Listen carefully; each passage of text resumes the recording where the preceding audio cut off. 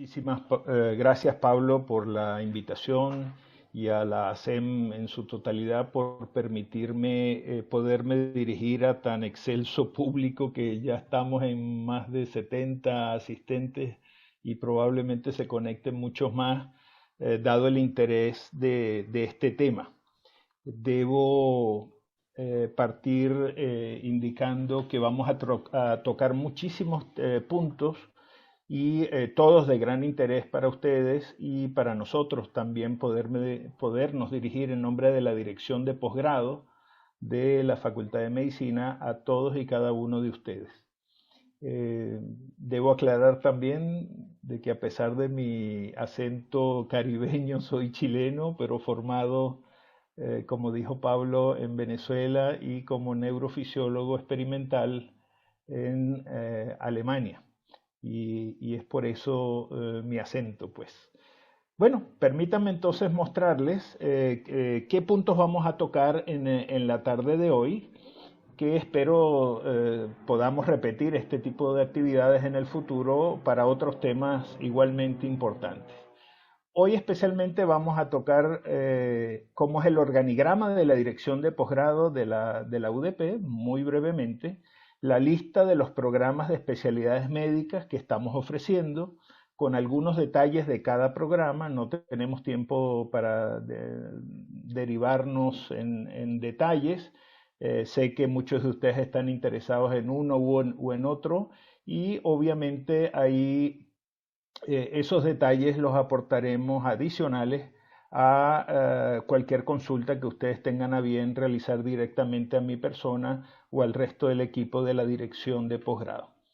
Les vamos a mostrar también cuáles son los nuevos programas que tenemos planificado para este bienio, cuáles son las brechas que existen de especialidades y de algunas subespecialidades en Chile, que ha dado pie a decisiones recientes que también las vamos a comentar de parte del MinSal y que tiene impacto directamente sobre la formación de especialidades médicas y especialidades derivadas en todas las universidades de Chile. Finalmente vamos a tocar las modalidades de ingreso con los puntos más importantes y al final les voy a dejar alguna literatura con más detalles al respecto. Entonces, pasemos directamente a lo que es la dirección de posgrado de la facultad, que no es solamente encargada de las especialidades médicas, también de los postítulos, de los diplomados y esperamos a corto plazo de las maestrías y un poquito más adelante de los doctorados. Nuestra secretaria de la dirección es la señora Claudia Valencia, es la cara de la dirección y es la que se encarga, pues obviamente, de recibir de primera mano las solicitudes, consultas, inclusive inscripciones de algunos diplomados que están a su cargo. Nuestra secretaria de estudios, que es la señora María Catalina Buch, es una especie de mamá de todos nuestros becarios. Ella procesa las calificaciones, coordina y notifica a cada campo clínico cómo va a hacer las próximas rotaciones, las solicitudes de licencias, etcétera, etcétera, etcétera. Todo pasa por sus manos y es la persona que más va a estar en contacto con aquellos de ustedes que elijan, en mi criterio, muy correctamente hacer su especialidad con nosotros. Tenemos también una secretaría académica actualmente en concurso. La sanción de ese concurso debe aparecer en el día de hoy y se encarga este cargo de desarrollar los programas, los procesos de acreditación, de autoevaluación y de mantener los más altos estándares acordes con los niveles de acreditación de cada programa. Inclusive ir más allá, hacer propuestas a futuro para nuevos programas en conjunción con quien les habla, que aparezco ahí como el director de posgrado. Y recientemente hemos creado, en el último semestre, el Consejo de Posgrado. Ese consejo reúne a los directores de todos nuestros programas una vez al mes para intercambio de informaciones, decisiones de tipo colectivo que tengan que ver con cada programa o con todos los programas, como hay muchos puntos de encuentro, y eso enriquece el componente de multidisciplinaridad de la formación de todos nuestros becarios. Dicho esto, entonces, ¿qué programas ofrecemos nosotros a ustedes, queridos hijos académicos que se están graduando en este momento? Sin embargo, ya tuve una reunión la semana pasada con los de séptimo año. Sin embargo, es probable que algunos que no hayan podido estar en esa ocasión pues estén presentes, y al resto corriente abajo de los diferentes años, para que vayan buscando pues su vocación entre las ofertas que tenemos, y esperamos pues ampliar esto lo más posible, no solamente porque es deber de la universidad, sino también para responder al país que tiene esa brecha, ese déficit de especialistas y de subespecialistas tan grande y que vamos a tocar más adelante.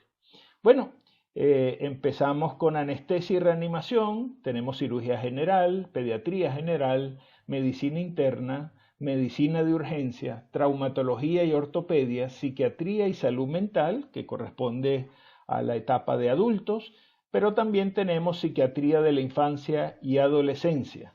Y finalmente, el de la especialidad de radioterapia oncológica. Permítame darles algunos informaciones de cada uno de estos, porque me imagino que algunos de ustedes están esperando por lo menos este inicio de información. La especialidad de anestesia y reanimación es el programa más grande que dispone nuestra facultad. Tiene el criterio de ser multicéntrico. Quienes les suene esa palabra, recuerden que eso es lo que respalda los estudios de mayor credibilidad en medicina basada en evidencia, es decir, los estudios de investigación hechos en múltiples centros tienen más validez y más respaldo y más credibilidad que aquellos hechos en un solo departamento o en un solo hospital. Ese mismo criterio nosotros en la dirección lo hemos traspolado a la formación, de manera de que nuestros becarios en esta y en todas las demás especialidades tengan la posibilidad de ver varios protocolos, varios tipos de pacientes, inclusive varios criterios diagnósticos y terapéuticos, y eso enriquece su capacidad de que luego de la beca, sea donde sea que vaya usted a pagar o a ejercer, va a tener la suficiente flexibilidad de criterios y amplitud de criterios para adaptarse a las condiciones de cada servicio, de cada clínica o de cada departamento donde usted vaya a trabajar. Esta especialidad está dirigida por el doctor Ricardo Latrop, uno de los anestesiólogos más importantes de la nación. Tiene múltiples sedes. Las sedes principales es el Hospital de Dipreca, el Hospital Barros Luco, El Salvador y el San Borjas, a pesar de que está en estos momentos en ciertos déficits después del incendio que sufrió a finales del año pasado, pues ya gracias a la inversión del MinSal está siendo recuperado, y muy pronto las rotaciones que quedaron afectadas, porque no todas fueron afectadas, se seguirán restableciendo. Sin embargo, otra de las ventajas de ser un estudio multicéntrico es que las rotaciones de ese hospital pues son suplidas por las demás. Estos son los 4 centros base o campos clínicos base, pero aparte de esto hay no menos de 10 centros periféricos, como por ejemplo el Hospital de Wynn, vamos a estar próximamente, con el favor de Dios, en el Sotero del Río, vamos a estar también en la Florida, etcétera, entre esos 10, 11 sitios periféricos, de manera que la multicentralidad es espectacularmente amplia en este programa, y tiene la gran ventaja que logran ver pacientes desde el nivel más complejo hasta los más sencillos, inclusive de atención primaria. De manera que es bien importante esta posibilidad, además de que su cuerpo docente está conformado no solamente por clínicos de gran trayectoria, sino también por investigadores miembros, por ejemplo, por decirles algunas sociedades de la Sociedad Europea de Manejo de la Vía Aérea, cuyas actualizaciones están siendo en este momento en este continente generadas por este programa con reuniones mensuales de tipo internacional. Este aviso que ven a la derecha que dice especialidad de anestesia y reanimación en proceso de evaluación significa que en diciembre pasado enviamos los criterios y exigencias de la Comisión Nacional de Acreditación para la correspondiente procesamiento y esperamos la visita de los pares en las próximas semanas o meses para finalmente tener la máxima acreditación posible dado los criterios que les acabo de mencionar. La siguiente especialidad que les voy a mostrar es la de cirugía general, también bajo el criterio multicéntrico. Tenemos dos sedes, la del Hospital Dipreca y la de la Clínica Dávila. Quienes conozcan estas dos sedes verán que se complementan especialmente en términos de urgencias, de electivas, de subgrupos seleccionados o inclusive de especialidades, de manera que ahora más que nunca esta especialidad integrada Dipreca Clínica Dávila, dirigida por el doctor Pablo Mena, en la Clínica Dávila y coordinada en la sede de Dipreca por el doctor Pablo Blake, es una excelente alternativa y va a entrar a la acreditación en los próximos meses, Dios mediante. La especialidad de pediatría general es dirigida por la doctora, obviamente pediatra y especialista en infanto juvenil, la doctora Claudia Sagredo, ubicada con sede principal en la Clínica Dávila, pero con rotaciones en el Hospital Padre Hurtado, con rotaciones recientemente bajo el amparo de un convenio ya firmado con el Hospital La Florida, de rotaciones, y volvemos al hecho de tratar de darle la máxima experiencia multicéntrica en este aspecto.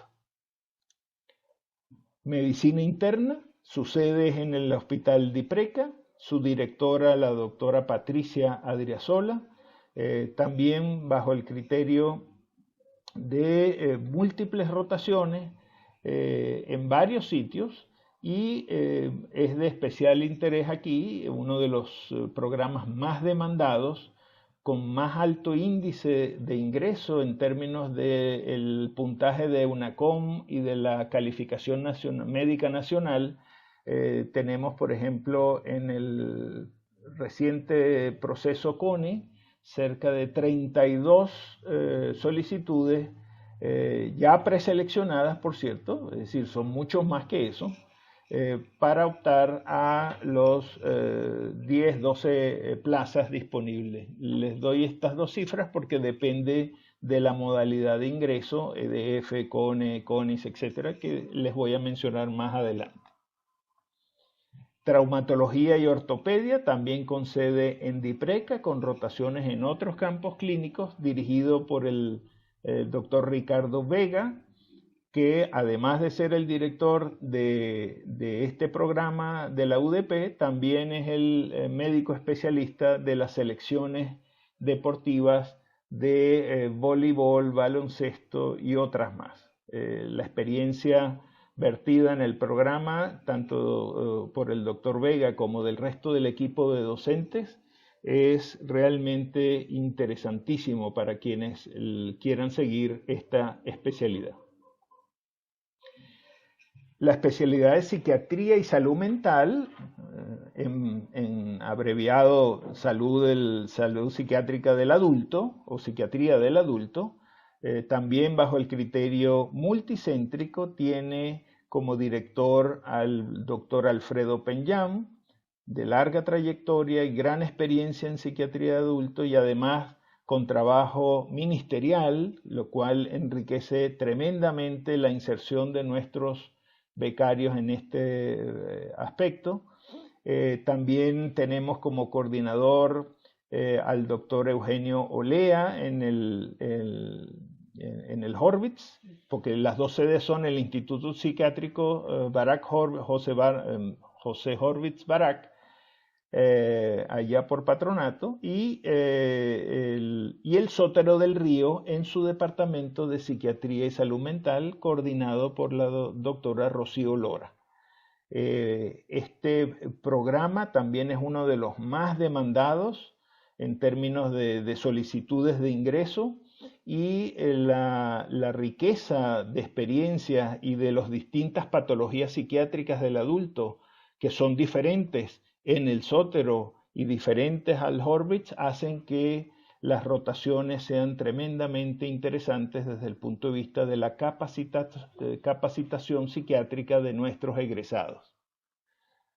Medicina de urgencias con sede en el Hospital Barros Luco y dirigidos por el doctor Freddy Macías. Ahora más que nunca, por la pandemia, pero no solo por ella. Hay que recordar que la medicina de urgencias es una de las más solicitadas en términos de atención de pacientes traumatológicos, accidentes, etcétera, etcétera, etcétera. Todo lo que significa urgencia coincide con uno de los planes ministeriales de inversión en el Hospital Barros Luco más grandes del país. Se va a convertir a este hospital en un centro de altísima complejidad con una enorme cantidad de camas, de manera que existe la necesidad de formar recursos humanos en esas áreas, por ejemplo, urgencias, cuidados intensivos, etc. Y ahí se inserta nuestro programa, de manera que está en el mejor sitio y con los mejores docentes para su desarrollo.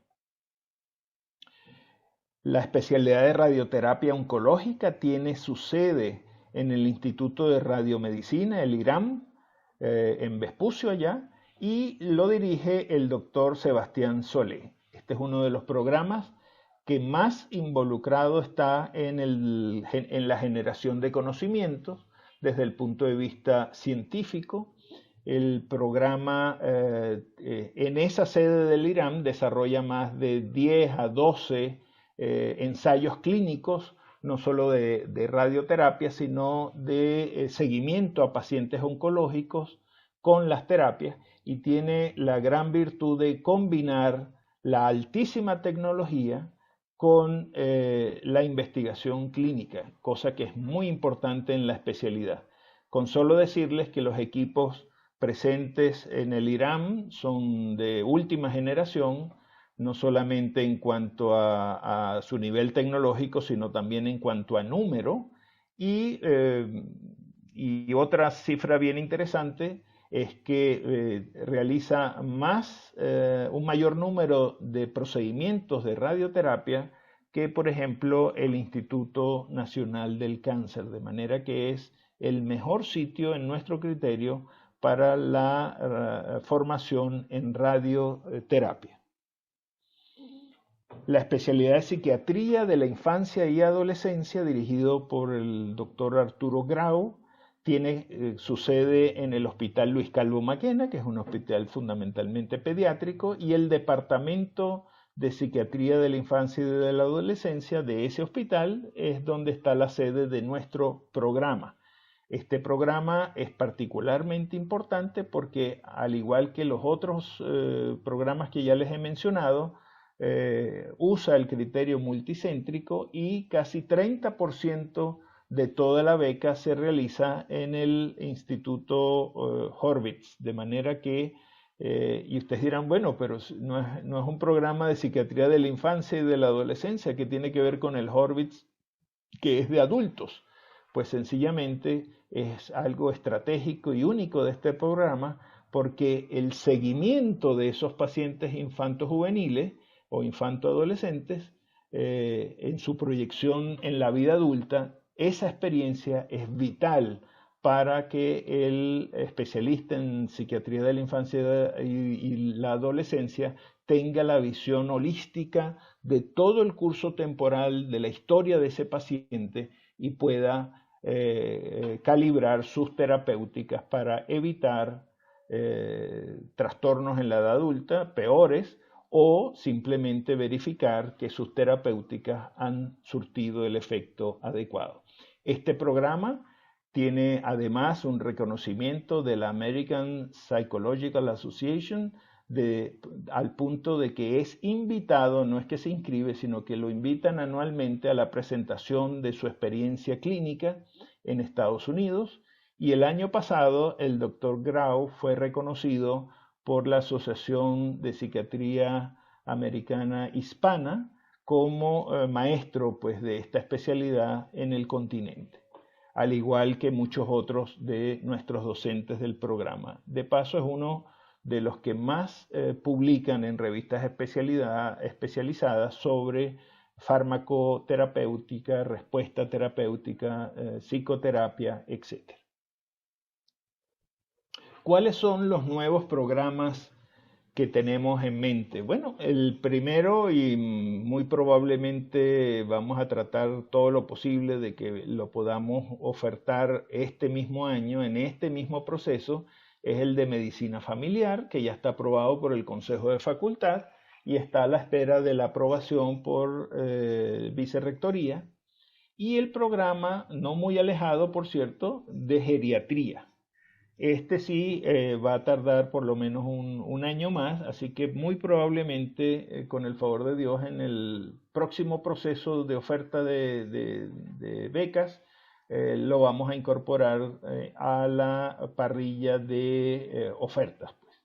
De más está decirles que la pandemia y la futura evolución de esta pandemia y de cualquier otra que pueda hacerse presente, nos va a obligar a todos los sistemas de salud en todas partes del mundo a hacer énfasis en la medicina familiar, en la medicina preventiva, esperar que el paciente sea lo suficientemente enfermo o grave como para tener que ir a la institución, llámese esta CESFAN o atención primaria inclusive, o un hospital de mediana o alta complejidad, es un fracaso. La idea es que los pacientes no tengan que ir a una institución de sanidad y exponerse a los riesgos que ello impone. No solamente, insisto, por pandemia, sino una vez superada esta, ese va a ser lo más importante, además de que es la medicina más barata y mejor. Es mucho más barata prevenir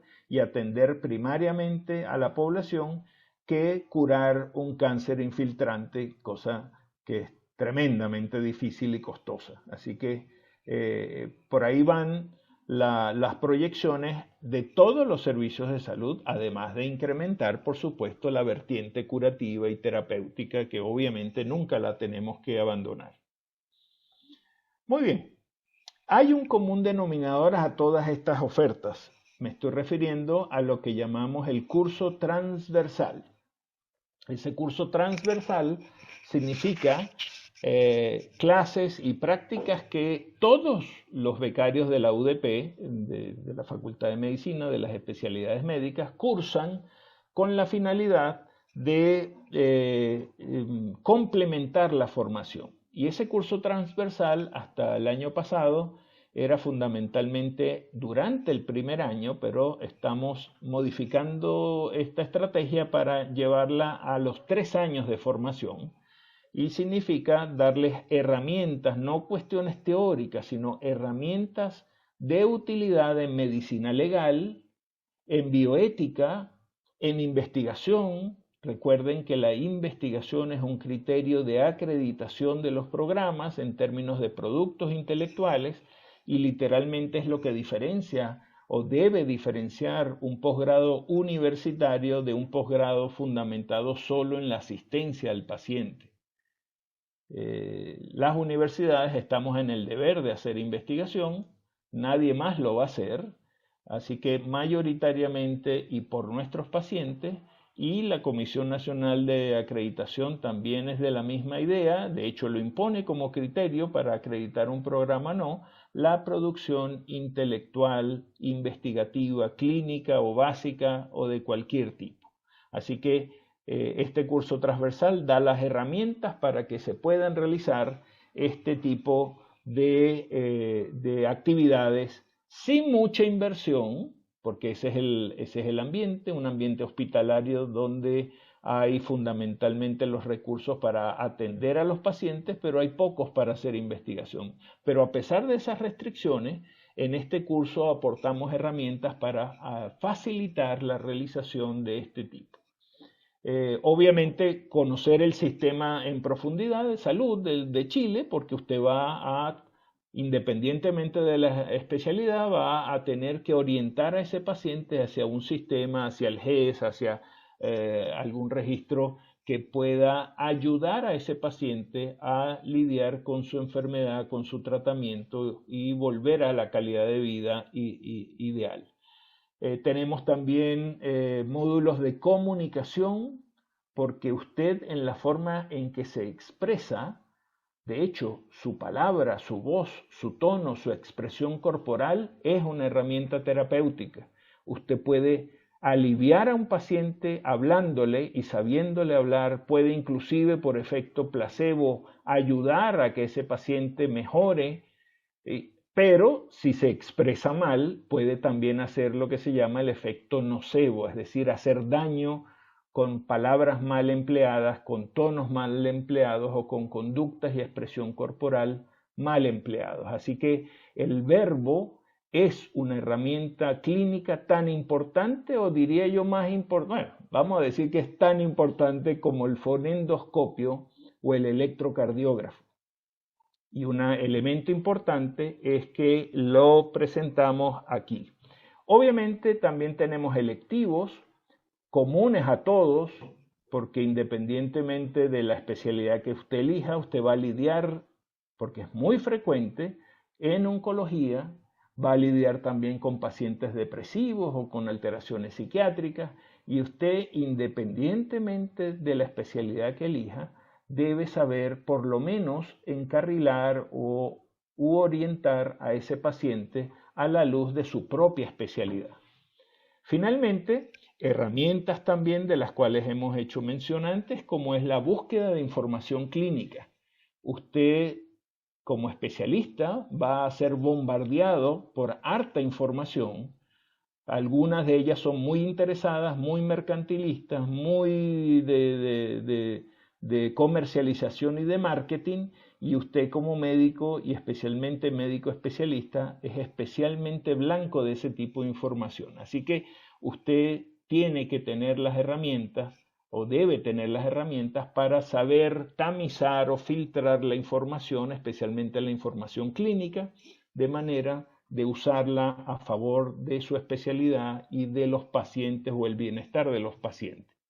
Así que también está incluida, entre otros muchos elementos. Otro elemento importantísimo de este curso transversal es que, si bien es transversal, también es longitudinal, porque la idea de la nueva programación es que acompaña a nuestros becarios, especialmente lo de investigación, y tomado de la mano, no es abandonado, dándole simplemente para que lea y se las arregle solo, sino con seguimiento y apoyo para que al finalizar su tercer año tenga al menos una publicación, dos a lo mejor con un poquito más de esfuerzo, y eso tiene un profundo impacto en sus currículum y la posibilidad de que les abra esas publicaciones las puertas de estadías de perfeccionamiento después de su especialidad o ingresos, por ejemplo, a maestrías o a doctorados o a subespecialidades tanto en Chile como en cualquier parte del mundo. Así que realmente es algo que, independientemente de que ustedes sean o no investigadores en el futuro, investigadores médicos, clínicos, el solo hecho de generar estas publicaciones es de directo impacto sobre sus opciones laborales y de inserción en las mejores instituciones. Así que por eso no se pierden de vista. Bueno, ya entrando un poco más en el tema de las ofertas, permítanme mostrarles un poquito de cuál es la situación en Chile. Este es el último estudio de brecha generado por el Ministerio de Salud en el 2015, publicado. Hay otro realizado que están en revisión en este momento y que va a ser, y han salido algunos resultados, pero todavía nada completo y exhaustivo a la luz pública y debe salir en estos días. Pero mientras tanto les muestro este. Este gráfico nos muestra varias especialidades y especialidades derivadas que se encuentran tanto en azul en cuanto a número de especialistas y en rosadito, carne, lo que se predecía hasta el 2020. Es decir, en algunos casos, como por ejemplo en medicina interna, había un ingreso, una proyección de mayores especialistas bastante considerable, en otras no tanto. Muy bien, fíjense ahora estos datos que son todavía más importantes. Estos datos, y lo que está marcado en rojo son los programas nuestros, son los déficits existentes en jornadas de 44 horas. Es decir, cada número de esto hay que multiplicarlo por 44 horas de esa especialidad que hacen falta para el 2016 hasta el 2020. Por eso es que hace falta la publicación del último estudio de brecha. Pero entonces fíjense esta cifra, cómo a lo largo de los años, desde el 2016 hasta el 2020, y en cada uno de esos años, por lo menos en cirugía general, no solo la UDP, sino también las otras universidades que tienen este programa, han venido graduando cirujanos generales. Pero fíjense qué le pasa a las cifras. En vez de ir bajando el número de jornadas de 44 horas, es decir, verbo y gracia, consultas en esta especialidad, ha venido subiendo. Lo mismo pasa con medicina interna, que siguen las universidades graduando, pero sigue habiendo cada vez más brecha. Es decir, este es el número de horas, multipliquen para el año pasado, 82, para redondear, por 44, y ese es el número total de horas de consulta de medicina interna que hace falta en la nación. Pediatría, psiquiatría de adulto, ni hablar de psiquiatría de adulto, miren, 161 jornadas de 44 horas. Obviamente, lo mismo pasa con traumatología, 80, y así sucesivamente. La siguiente es una proyección hecha en el 2015 hasta el 2030, ese mismo estudio. Y uno dice, bueno, pero como se va a ir graduando cada vez más gente, la brecha va a ir reduciendo. Mentira, porque graduamos muy pocos especialistas comparado con el crecimiento de las necesidades en estas especialidades a lo largo de los años. Es decir, nosotros graduamos linealmente 10, 15, pero la población crece exponencialmente, así que nunca vamos a cubrir esas necesidades si mantenemos el ritmo actual. Eso crea una profunda brecha y esto es, las en rojo son los programas nuestros, que son becas primarias, pero si nos vamos, por ejemplo, y se las voy a mostrar más adelante, para becas derivadas, es decir, las subespecialidades, el panorama es terrorífico. Le estoy hablando, por ejemplo, que en oftalmología el déficit o la lista de espera, vamos a hablar en otros términos, la lista de espera de pacientes supera los 160.000 pacientes. La especialidad de coloproctología, que es una subespecialidad o especialidad derivada de cirugía general, hay 60.000 pacientes en lista de espera. Yo llamo a esa lista no una lista de espera, una lista de exclusión. Esos pacientes jamás van a ver a ese especialista. Así que no es una lista de espera. Son pacientes que literalmente, y en dos platos, para hablar muy claro, van a morir sin ver el especialista. ¿Por qué? Porque no hay la cantidad suficiente. Otro ejemplo muy particular, uno de mis proyectos de investigación es el estudio de unos parches especiales para heridas de piel y resulta ser que una de las pacientes reclutadas para el estudio se detuvo, se salió del estudio porque después de esperar 4 años un cupo operatorio para que le hicieran una colicistectomía, porque tenía litiasis vesicular, al fin le consiguieron el cupo, fue operada Y por supuesto, después de 4 años de espera, la pieza operatoria ya no había solo litiasis, había un cáncer vesicular. Así que las consecuencias de la espera no son gratis, hay graves consecuencias. Y por eso les digo que estas listas son más de exclusión que de espera. Bueno, vuelvo aquí a las cifras, no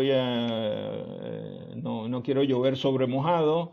Este es el déficit entre la oferta y la demanda, todos son cifras en negativo y altas de 3 cifras, estas son 2 cifras, pero miren, menos 125, menos 252 en psiquiatría de adultos, menos 346 en traumatología, así que la brecha es enorme, así que si bien necesitamos atención primaria para que los pacientes no lleguen a necesitar a los especialistas, obviamente tenemos una deuda todavía debido a la brecha que tenemos que cubrir. Y es por eso que el ministerio, y aprovecho entonces porque seguramente han oído, y ese es uno de los motivos de esta charla también, han oído que recientemente el ministerio hizo un llamado a las universidades, a veces no tanto como llamado, sino como una solicitud formal, a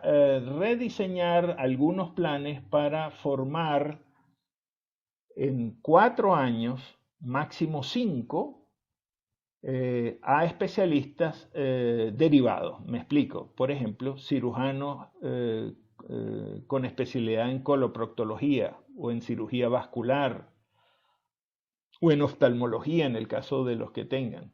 Y por supuesto, lamentablemente, y tengo que ser muy, muy responsable en esto, lamentablemente eso despertó muchas alarmas, mucha gente todavía sin haber concluido esa reunión con el ministerio ya estaba enviando mensajes a las sociedades médicas de que el ministerio, a costa de la calidad de los especialistas, estaba lamentablemente justificando la formación en menos tiempo y a expensas de la calidad de subespecialistas. Eso jamás fue planteado.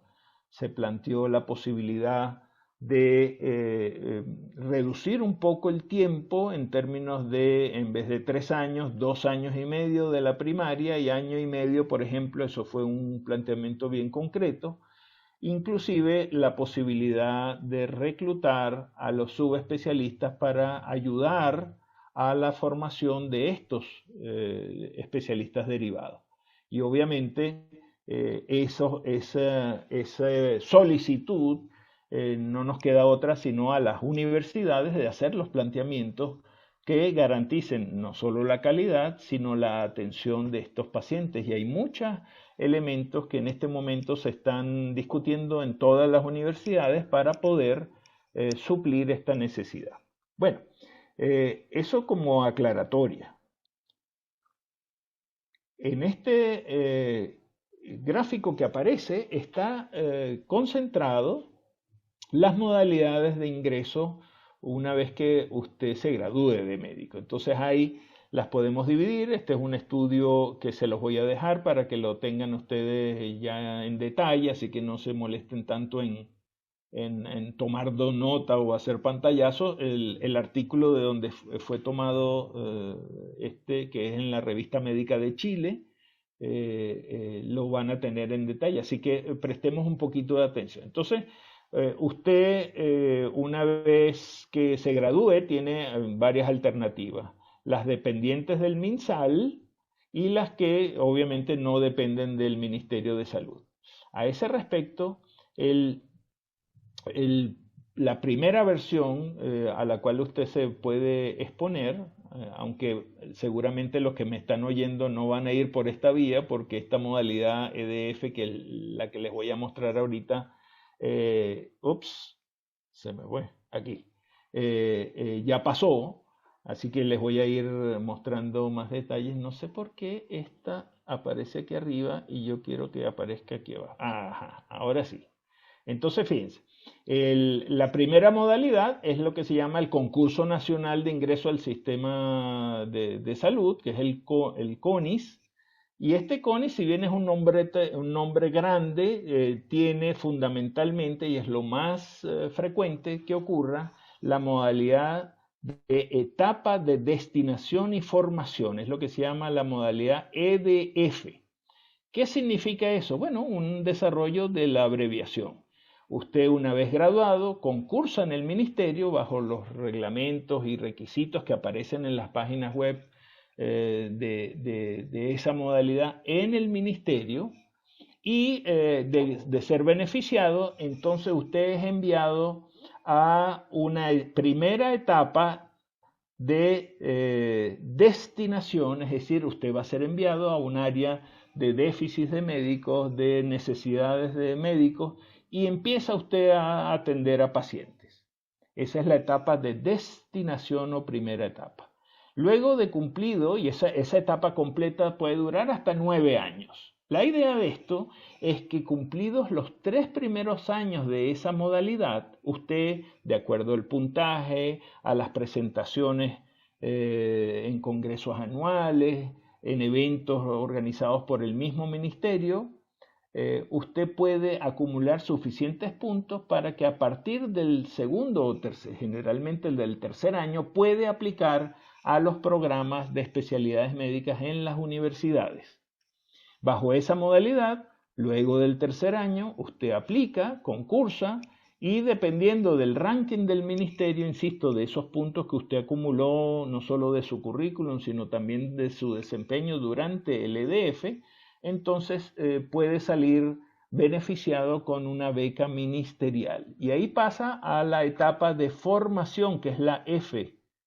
Y esa etapa de formación significa que usted entra a un posgrado nuestro, por ejemplo, o de cualquier otra universidad, se forma durante los 3 años y luego de eso ya teóricamente está listo. ¿Qué significa estar listo? No necesita regresar esa beca porque ya usted la pagó durante los 3 primeros años. Es posible que usted haya establecido vínculos interesantes donde hizo esa etapa de destinación, su primera etapa de esta modalidad, y de repente puede tener cierto interés en volver a esa etapa, pero no es obligatoria. Está usted liberado literalmente de cualquier otra alternativa de beca. El segundo modalidad es bajo el criterio del Concurso Nacional de Especialidades Médicas para los Servicios de Salud, el SS, y en esta modalidad es una especie de modalidad inversa al EDF. En este caso, usted recién graduadito, es decir, varios de los que están ahora en séptimo año podrían optar a esta alternativa, recién graduadito, aplica al concurso CONE del ministerio, el ministerio de acuerdo a varios criterios, como por ejemplo sus notas, sus calificaciones, la calificación médica nacional, que es una especie de valor calculado de todas sus calificaciones en relación a la población de aspirantes, el puntaje del EUNACOM, que es requisito importantísimo para esto, y todo eso bajo un esquema, un baremo de ranqueo, usted entonces es ranqueado para tal o cual especialidad y de acuerdo con la oferta que las universidades han planteado al ministerio, entonces es asignado donde usted elige, porque en la aplicación usted dice, bueno, yo quiero hacer anestesia y reanimación en la UDP, y entonces entra a concursar por esa beca en esa universidad, usando los criterios del MinSal. Luego ustedes dirán, bueno, pero entonces la selección la hace el MinSal nada más. Bueno, el MinSal, porque es el que paga la beca, usa una especie de preselección que envía a la universidad vuelve a hacer otra selección y es lo que se llama la habilitación. Y esa habilitación significa que independientemente del puntaje que aparezca, hay una especie de entrevista con el director del programa, el director de posgrado, más 1 o 2 docentes, donde no es que se le hace un examen, sin embargo se le pregunta sobre su vocación, qué experiencias ha tenido previa y se calibra un poquito cómo se desenvuelve ese becario en la entrevista y en base a eso se habilita o no se habilita usando también los criterios numéricos de la propuesta del MinSal. Esta etapa, el CONE, es la que en este momento estamos en franco proceso de habilitación. Tenemos hartas aplicaciones. El proceso EDF ya pasó. En plenas vacaciones en febrero hicimos las habilitaciones a solicitud del mismo MinSal y ya tenemos los ingresos vía EDF. En este mes y en las próximas semanas vamos a tener listos los aceptados o habilitados por la vía CONE, que es esta segunda que les estoy mencionando. Y nos falta el famoso CONIS propiamente dicho, en el cual también ustedes recién graduados, es decir, ahí los compañeros que están en séptimo año y que están esperando la fecha del EUNACOM, porque ese puntaje del EUNACOM es criterio para el CONIS, pues obviamente están pasando en este momento. Esa sería la tercera modalidad, aunque ahí en ese gráfico no se corresponde adecuadamente con la nomenclatura que estamos usando actualmente. Ese CONIS es el que viene ahora, es donde el ministerio pidió que además de las becas primarias, que ese es otro mito que por favor quiero que les quede claro, el ministerio jamás dijo que iba a eliminar las becas primarias, porque fundamentalmente en ellas se sustentan las derivadas o subespecialidades. Jamás dijo eso, y eso es otro de los mitos que andan rodando por ahí, es totalmente falso. Ahora más que nunca, por las cifras que les mostré, hacen falta pediatras, hacen falta traumatólogos, hacen falta cirujanos generales, psiquiatras de adultos, psiquiatras infantiles, etc. Así que quede esto tremendamente claro y no significa que el ministerio va a preferir una cosa por la otra. Esta tercera modalidad, este CONIS que les estoy mencionando, entonces el ministerio solicitó incorporar a la oferta habitual además las subespecialidades que se pudiesen, las que ya están instauradas, perfecto, pero otras adicionales que se creen en base a esta solicitud. Concretamente, para los de séptimo año de nuestro grupo y de todas las universidades, están en este momento egresando, están a la espera de la realización del examen del EUNACOM, que por cierto, entre ayer y hoy se nos notificó que fue diferido, estaba calculado para los primeros días de mayo, ahora se postergó para el 15 de junio. Les notifico, obviamente ya todos deben estar al tanto de eso, pero los que no, pues ya tienen la información. Y el resultado, el resultado va a aparecer 10 días hábiles luego de ese 15 de junio. Es importante tener esa información. Y eso significa que los concursos CONIS, que son los que faltan, esta tercera opción, ¿se van a postergar? La respuesta es no se van a postergar. El ministerio va a seguir con el concurso y la columna de ese Excel donde cada uno de ustedes va a aportar sus credenciales, la columna de EUNACOM queda pendiente hasta que se presente y inclusive se va a dar inicio a las becas y la fecha de inicio de las becas no solo para esta última modalidad que es el CONIS, sino para el CONE y para los EDF que están todavía en espera, va a ser ya fijado el 1 de julio. Y eso nos ha traído ciertos problemas porque desde marzo hasta julio no tenemos R1, no tenemos residentes de primer año o becados de primer año en ninguno de los programas. Así que hemos tenido que adaptarnos a la pandemia y a las exigencias administrativas, por supuesto. Y ustedes dirán, bueno, pero ¿por qué los EDF que ya están listos, ya están seleccionados, no arrancan? El problema es que los EDF son funcionarios del ministerio desde el punto de vista legal. También la administración de los programas obliga a que tú no puedas ingresar a unos un mes, otros meses, sino que toda la cohorte tiene que ingresar juntos y en eso hay más tragedias que otra cosa cuando se rompe ese esquema desde el punto de vista administrativo, las rotaciones, las clases. Entonces, todo eso se difiere hasta el 1 de julio y no estoy hablando de la UDP, estoy hablando de todas las universidades. Esa es la fecha de ingreso. Y ustedes dirán, bueno, pero entonces van a empezar la beca antes de tener el resultado de la UNACOM. La respuesta es sí. Y aquellos que no lo aprueben, entonces lamentablemente por decisión ministerial van a tener que retirarse hasta cumplir el requisito. Pero esperamos que no vaya a haber problema y que los casos de exclusión por EUNACOM sean los mínimos posibles. Bien, ese es el estatus actual. ¿Qué pasa si yo no tengo la oportunidad porque me estoy graduando ahorita y no aprobé la UNACOM y estoy fregado porque entonces no voy a ser especialista?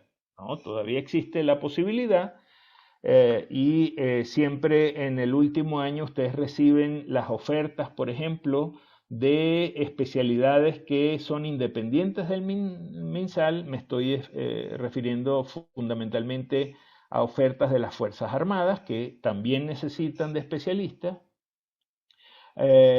o la posibilidad de que por experiencia y por acreditación tal vez en algún otro programa internacional puedan lograr su reconocimiento como especialistas a través del CONASEM, que es la Corporación Nacional Autónoma de Certificación de Especialidades, y todavía quedan la posibilidad, en el caso nuestro muy reducido por cierto, casi inexistente por los problemas de falta de recursos, las becas universitarias, que algunas universidades la otorgan. Por ejemplo, existen casos de máxima calificación, por ejemplo, que se gana una beca, o el caso, por ejemplo, de la alternativa del financiamiento externo. ¿Y qué significa financiamiento externo? Siempre y cuando exista disponibilidad de la plaza, es decir, las no cubiertas por vía EDF, las no cubiertas vía CONE y las no cubiertas vía CONIS, si todavía quedan plazas, y existen esa posibilidad, por supuesto, existe la modalidad de autofinanciados, ya sea por su propio bolsillo o porque su familia o alguna empresa pueda lograr, que es la institución privada, pueda financiarle por algún interés institucional. Por ejemplo, una empresa que necesite algún médico traumatólogo, pues entonces puede perfectamente, inclusive bajo convenio o sin él, financiar esa beca. Así que esto, en el caso de que no se logre alguna de las otras posibilidades, es bien interesante. Igual la de las Fuerzas Armadas, obviamente eso depende de las vocaciones de cada uno de ustedes.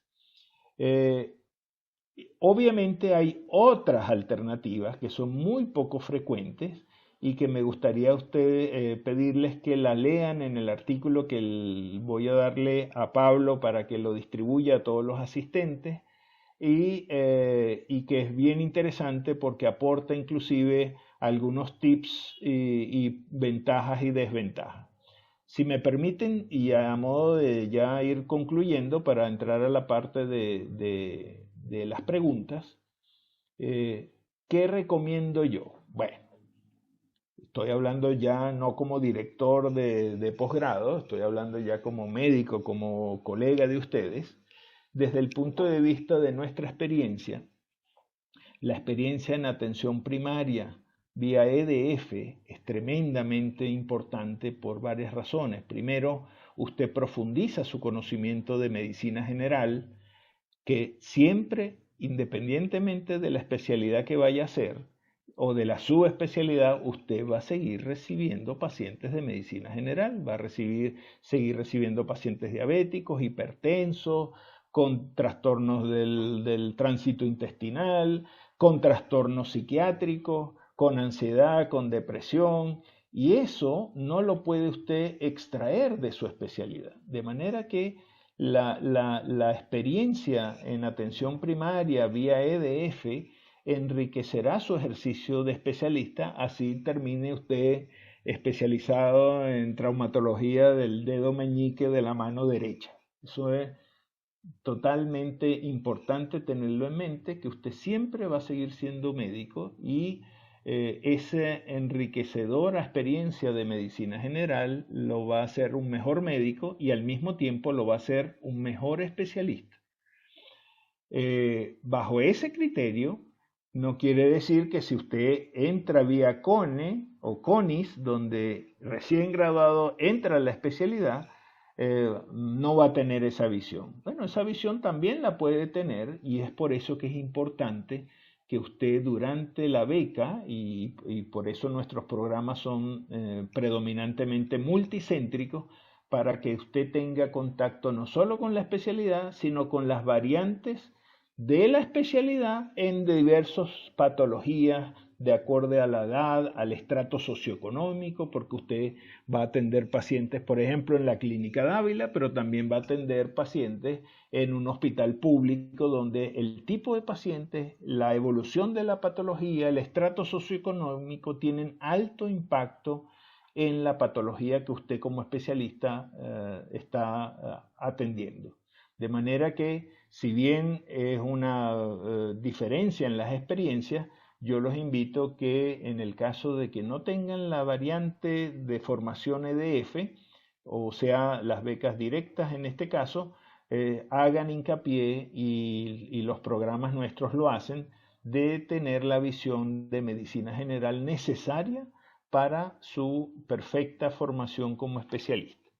Finalmente, les dejo esta lámina, que es la que siempre nos gusta cerrar, porque la idea de todo esto y de su formación y de su vocación, primero como médico y luego como especialista, es la de atender al paciente y tenderle una mano y cerrar la brecha monstruosa que tiene nuestro país en términos de déficit de especialistas primarios y de especialistas derivados. Y ustedes están llamados a contribuir con su formación y luego con la motivación de sus compañeros a esta lucha que tenemos en bien de todos los pacientes del país. Dejo hasta aquí la conversa y abrimos lo más interesante, que es compartir las preguntas y conversaciones. Voy a dejar de compartir y no sé si Sí, estoy acá. estás ahí, Pablo. Sí, Sí, no sé cómo tienes planificado las preguntas, pero podemos ir leyendo las que están en el chat. sí, es que están todas por el chat, son las mismas. Ah, Son perfecto. esas. Así que yo creo que por orden de las Ah, primeras hasta la última. me alegra que la doctora Paula Candia, que es la directora de la Escuela de Medicina, me corrige la fecha. Es el 14 de julio el EUNACOM. Importante esa fecha, porque a partir de esa fecha el EUNACOM, el proceso de EUNACOM, requiere 10 días hábiles para la aporte de la información. Importantísimo. ¿Podría repetir el punto de inicio de actividades antes del EUNACOM? Sí, fíjense, si ustedes suman 15 de eh, oye, Paula, ¿estás conectada?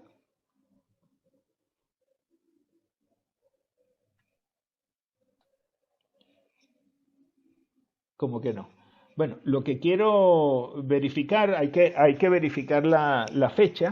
Lo que quiero decirles es que si uno contabiliza la fecha de aplicación del EUNACOM con los 10 días hábiles posteriores, que es la presentación de los resultados, va a coincidir con el arranque de la beca, que es el 1 de julio.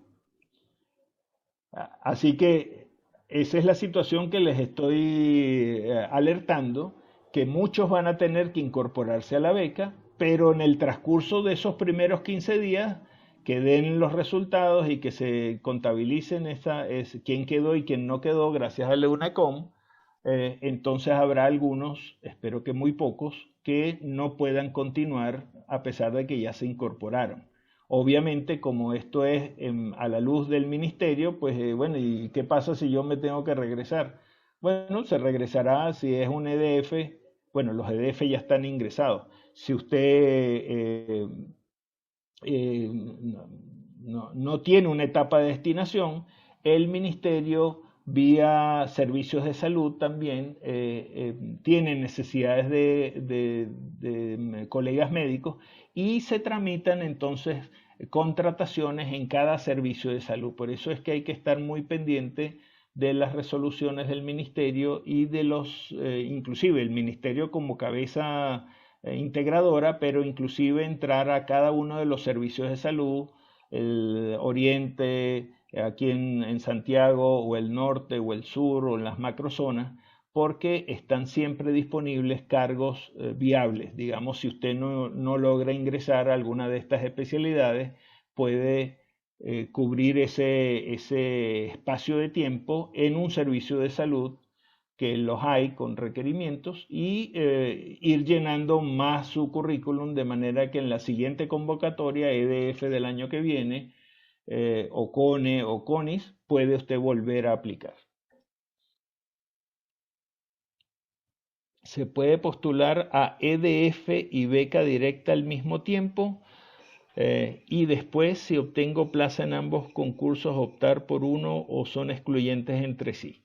Bueno, hay que leer los requisitos. Recuerden que estos son concursos ministeriales. Es el MinSal el que establece las normas y los requisitos. Y las universidades actuamos en una etapa posterior, es decir, en la habilitación. En este caso, existe para el EDF, o sea, si usted como aplica siendo médico general de zona en EDF, en etapa de destinación, obviamente no tiene mucha alternativa, tiene que optar porque tiene un contrato ministerial, por la modalidad de formación dentro del EDF. No tiene otra alternativa. Han habido excepciones, insisto, porque depende mucho de las brechas y de las necesidades de capacitación del ministerio, y existen algunas salvedades. Todas esas salvedades se conversan. Estamos en un nivel de necesidad tan intensa que el ministerio no pierde oportunidad para conversar con las universidades sobre posibilidades alternas, pero normalmente cada una de estas modalidades le permite a usted optar por lo contemplado en esa modalidad. Es decir, el EDF, usted ya está dentro del programa. Y se me olvidó comentarles, les dije que era hasta 9 meses, pero por supuesto, usted, en la medida en que se está acercando al 9º año de esa etapa, va a tener menos chance de optar, porque entonces los 3 años de beca tienen que estar contemplados en esos 9 años. En el CONE, donde usted entra inmediatamente, no lo mencioné, también es importantísimo, es decir, se gradúa, entra inmediatamente a la beca, pasa los 3 años de beca. ¿Y qué va a hacer? ¿Cómo paga usted esa beca? Es lo que se llama el pago asistencial obligatorio. Terminados los 3 años de beca, usted tiene que ir, por criterio del mismo concurso donde usted aplicó, al servicio de salud al cual usted mismo o el MinSal se asignó. ¿Y qué va a pasar ahí? Usted va a pasar el doble de años que estuvo con la beca. Si la beca son 3 años, usted tiene que pagar 3 años como especialista en ese servicio de salud. Eso es lo que se llama el PAO, el pago asistencial obligatorio, y así es como usted devuelve ese dinero. Aquí tengo que hacer una salvedad, porque cuando mucha gente habla de beca, cree que la cosa es gratis y que no hay mucha responsabilidad, y hay que ser muy responsable con la vocación. Esos 3 años de beca, o 4 o 5, dependiendo si es una derivada, son de alta exigencia, con turnos, con sobrecarga, con docentes exigiéndole investigación, formación, atención de pacientes, etc. Eso, si no hay vocación y no hay gusto por esa especialidad, se hace con gran dificultad. Y existe la posibilidad de que de repente no sirva usted para esa especialidad, tal vez para otra, pero no para esa. ¿Qué pasa si usted durante esos 3 años es eliminado de la beca por bajo rendimiento, porque reprobó 2 veces un examen final, sea cual sea la explicación? Bueno, usted sale de la beca, pero el dinero que invirtió el ministerio en usted lo tiene que devolver. Y por supuesto, mientras más avanzado esté en la beca, primer año, segundo año y tercer año es el desastre. Si usted es eliminado en tercer año, que hay casos, usted tiene que devolver 3 años de beca. Eso es una cantidad de dinero monstruoso y eso es una tragedia no solo individual, es familiar, es social, es ministerial, todo el mundo está llorando con eso.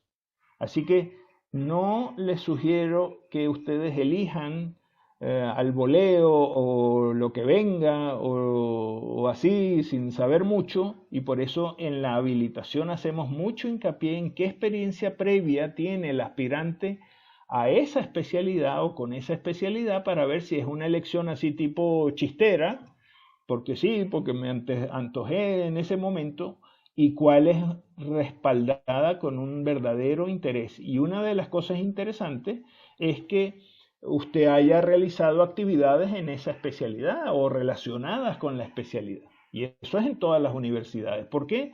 Para evitar esas elecciones de especialización por suerte, por carambola o tirando la monedita. Eso no puede ser. ¿En qué fecha aproximada se abrirán las postulaciones vía CONE SS o APS para los recién egresados? Bueno, insisto, los recién egresados, que son los que están en este momento en séptimo ya saliendo o ya salieron recién, tienen esta alternativa que les estoy mencionando, más la de autofinanciado y todo lo demás, que es una proporción muy, muy baja. Esta del CONIS, cuyas bases todavía no han sido publicadas. ¿Y por qué no han sido publicadas por el MinSal? Porque precisamente está a la espera de la oferta de las subespecialidades, y así el MinSal puede separar especialidades primarias de secundarias y exigir tal vez cosas diferentes para cada programa. Esas bases todavía no han sido publicadas y son las que yo les sugiero que estén súper pendientes, porque son las que tienen que aplicar en los próximos días, meses. Días o máximo semanas.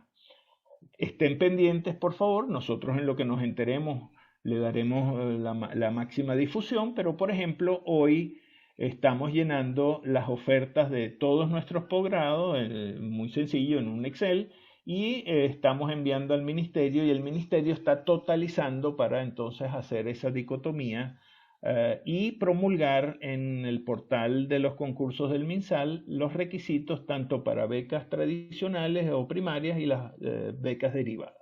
Así que la mejor sugerencia que les puedo ofrecer en este momento es estar pendientes, y trataremos inmediatamente que sepamos los criterios, enviarlos a todos ustedes, porque nos interesa que ustedes concursen y que ganen esos puestos. Y en esa relación hay otra pregunta: ¿se sabe qué porcentaje de egresados de la UDP tienen cupos en becas primarias o EDF? Bueno, las becas primarias nuestras, o sea, no nuestras, sino nuestros egresados, lo analizamos en cada beca, en cada programa.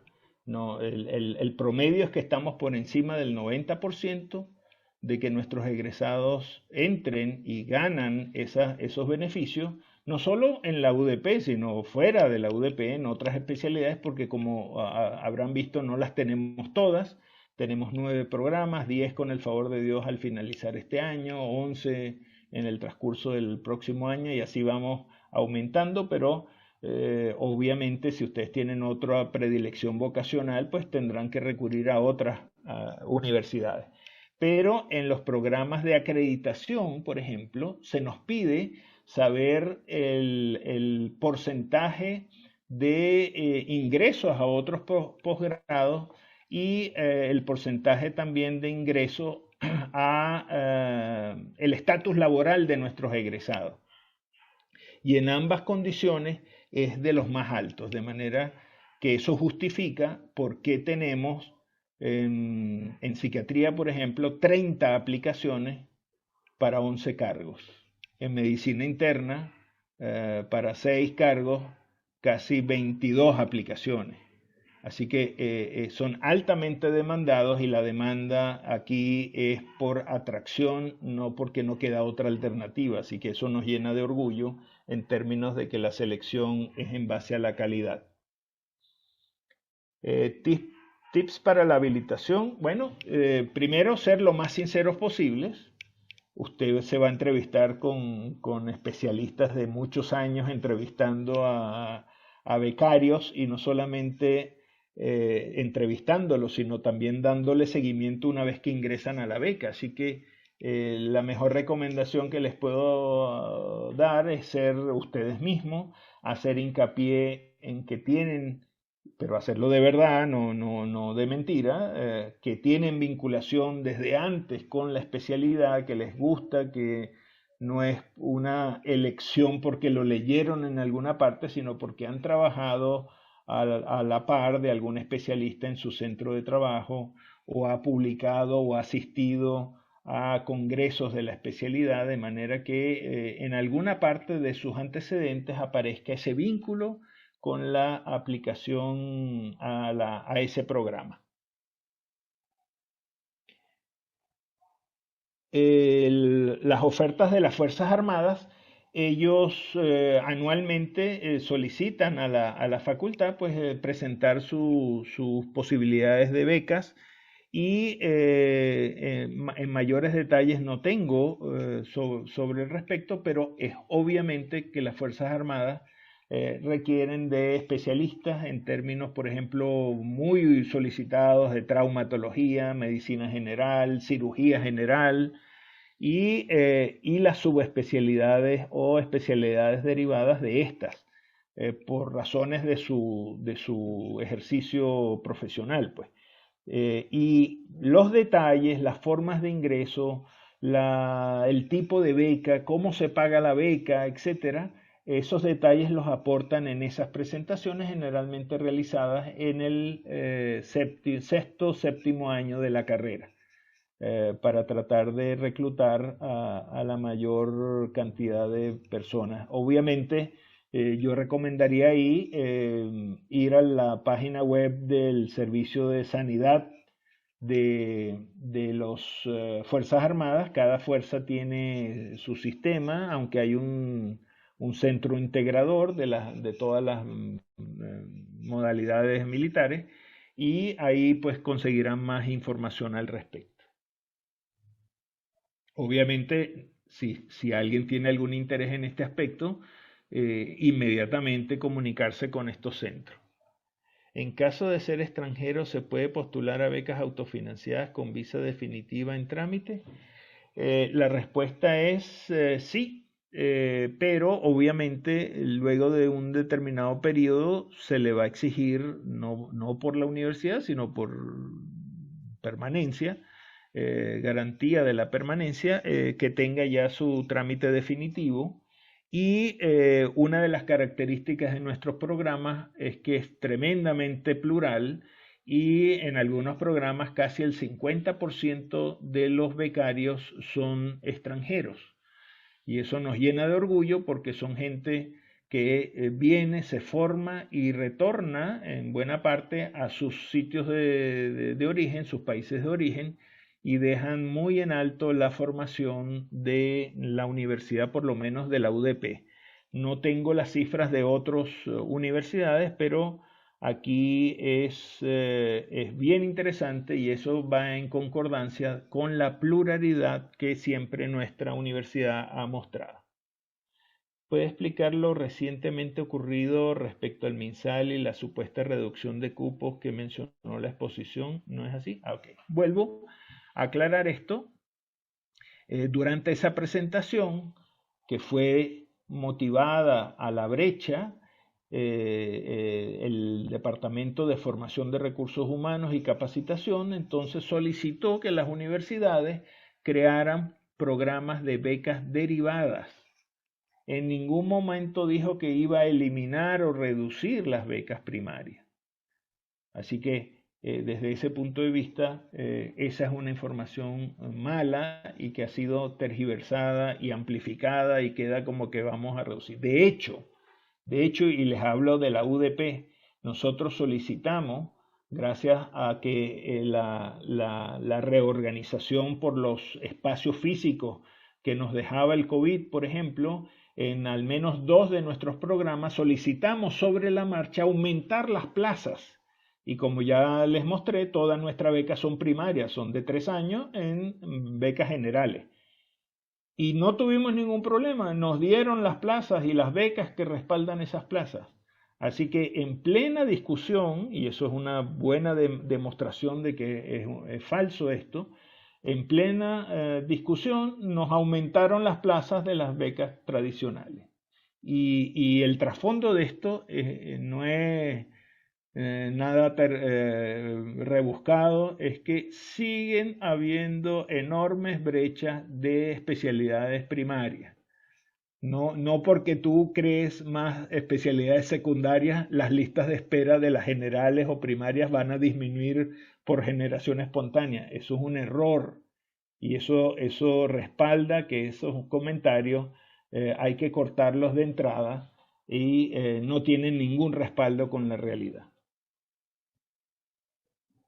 ¿La prehabilitación de CONIS para beca directa es antes o después del llamado a viva voz? Bueno, les muestro, no solo CONIS, en la EDF, por ejemplo, la habilitación fue posterior.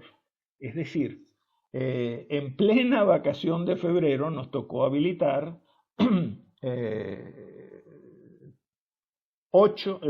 7 de los 9 programas nuestros. Eso fue una habilitación posterior.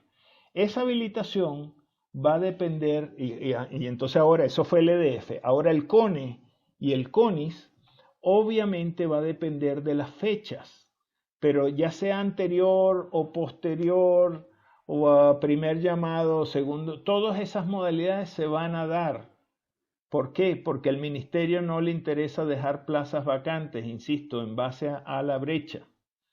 Y sí hay que estar muy pendiente y ver los lineamientos, especialmente del que no conocemos, que es el de ahorita, el de CONIS, que todavía no ha salido publicado. Hay que estar pendiente porque en los requisitos y en el cronograma que va a aparecer se va a indicar si va a haber habilitación posterior o habilitación tradicional o cualquier otra variante, que no se sorprendan que pueda haber variantes porque, insisto, tenemos las fechas muy montadas.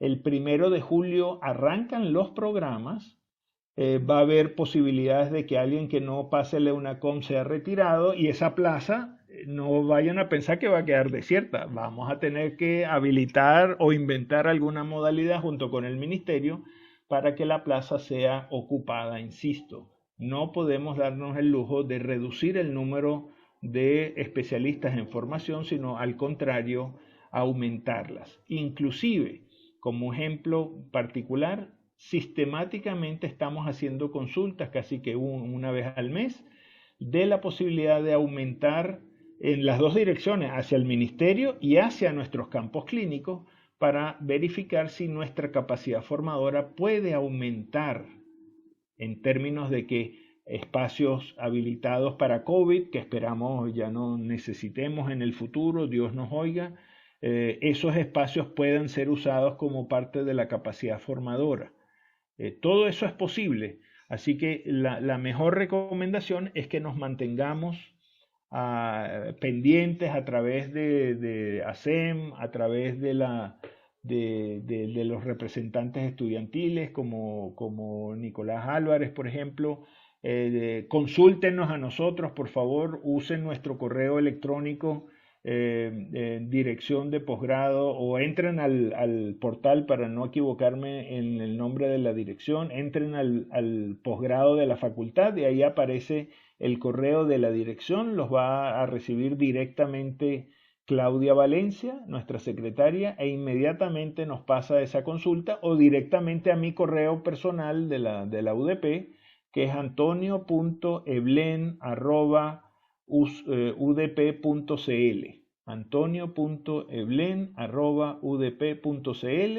Y al igual como lo hicimos en la reunión de la semana pasada con los de séptimo año, totalmente a la orden. Sí, por favor, le vamos a dar prioridad pues a los que estén en séptimo y sexto año, que son los que se están enfrentando a esta realidad cambiante. Y tal vez los otros les podemos responder, pero con un poquito más de tiempo, porque no es tan urgente para los otros años, pues, pero se les va a dar respuesta. Y insisto, les vamos a dejar y le pido a Pablo que invente la modalidad de enviarles el artículo tal vez hoy mismo para que lo lean en detalle. Y los voy a enviar Eh, por correo. Eso. ¿Cómo será la elección de los recién egresados de becas directas y plazas para EDF mediante CONIS sin EUNACON rendido? Vuelvo a la misma explicación, ya lo hicimos antes. La columna del EUNACOM va a estar vacía porque no tenemos resultados, o el MinSal no tiene resultados, y los otros criterios van a ser los que vayan a decidir el ranking, y de acuerdo al ranking, los que van a ser seleccionados para cada una de las becas ofertadas por todas las universidades. Ustedes van a aplicar su EUNACOM y una vez que el resultado de la EUNACOM se haga público, entonces se hacen las correcciones. Para esa fecha, muy probablemente ya usted esté montado en la beca, pero lamentablemente los que tengan esa mala suerte, por eso no se pongan nerviosos, ustedes están más que capacitados para ese examen, pero eso sí, no vayan a bajar la guardia.